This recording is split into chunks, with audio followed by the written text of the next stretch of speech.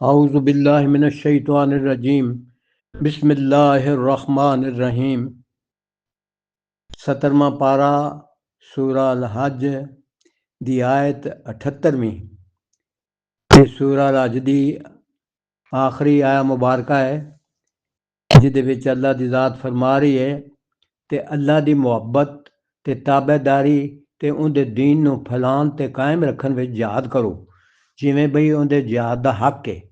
ਉਹਨੇ ਤੁਹਾਨੂੰ ਚੁਣ ਲਿਆ ਹੈ ਤੇ ਉਹਨੇ ਤੁਹਾਡੇ ਦੀਨ ਵਿੱਚ ਕੋਈ ਤੰਗੀ ਨਹੀਂ ਰੱਖੀ। ਇਹੋ ਹੀ ਤੁਹਾਡੇ ਬਾਪ ਇਬਰਾਹੀਮ ਅਲੈਹਿਸਲਾਮ ਦਾ ਦੀਨ ਹੈ। ਉਸ ਅੱਲਾ ਨੇ ਤੁਹਾਡਾ ਨਾਮ ਮੁਸਲਮਾਨ ਰੱਖਿਆ ਹੈ।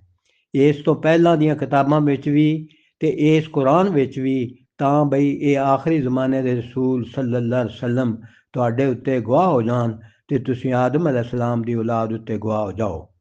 ਬਸ ਇਸ ਰੁਤਬੇ ਉੱਤੇ ਕਾਇਮ ਰਹਿਣ ਲਈ ਤੁਸੀਂ ਨਮਾਜ਼ ਦੀ ਪਾਬੰਦੀ ਕੀਤਾ ਕਰੋ ਤੇ ਜ਼ਕਾਤ ਦਿੱਤਾ ਕਰੋ ਤੇ ਅੱਲਾ ਦੇ ਪੱਲੂ ਨੂੰ ਪੱਕਿਆਂ ਕਰਕੇ ਫੜੀ ਰੱਖੋ। ਉਹ ਹੀ ਤੁਹਾਡਾ ਮਦਦ ਕਰਨ ਵਾਲਾ ਤੇ ਕੰਮ ਬਣਾਉਣ ਵਾਲਾ ਹੈ।